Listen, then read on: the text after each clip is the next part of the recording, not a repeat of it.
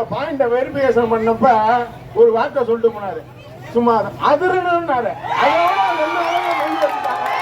Super super, அருமையான வரவேற்பு. உங்களுடைய தீப்பெட்டி சின்னத்திற்கு வாக்கு கேட்டு நம்முடைய வெற்றி வேட்பாளர் துரை வைக்க அவருக்கு உரையாற்றலாம்.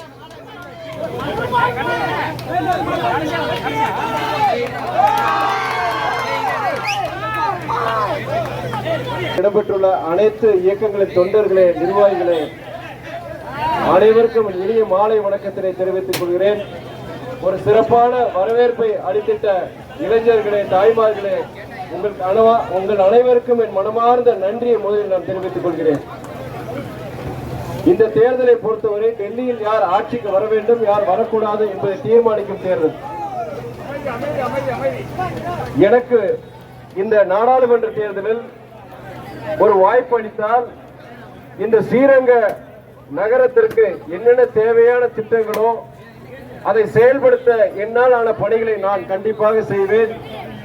உங்களை போன்ற எளிய மனிதர்கள் எளிதில் சந்திக்கக்கூடிய ஒரு நாடாளுமன்ற உறுப்பினராக இங்கே ஏற்கனவே பல நலத்திட்டங்களை நம்முடைய மாண்புமிகு அமைச்சர் அண்ணன் கே நேரு அவர்கள் செயல்படுத்தி வருகிறார்.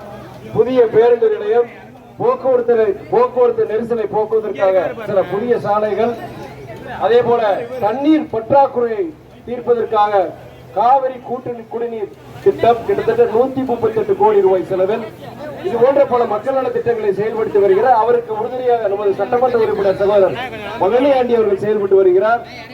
இவர்களுக்கு உறுதுணையாக நான் ஒரு நாடாளுமன்ற உறுப்பினராக, சிறந்த ஒரு நாடாளுமன்ற உறுப்பினராக, உங்களின் குரலாக, இந்த ஸ்ரீரங்க நகர் பகுதி மக்களின் குரலாக அங்கே டெல்லியில் நாடாளுமன்றத்தில் ஒழிப்பேன் என்கிற வாக்குறுதி அளித்துவிட்டு வருகின்ற நாடாளுமன்ற தேர்தல் எனக்கு தீப்பெட்டி சின்னத்தில் வாக்களித்து வெற்றி பெறச் செய்யுமாறு அன்புடன், பண்புடன், தாழ்மையுடன் வேண்டி கேட்டுக்கொள்கிறேன். நன்றி, வணக்கம்.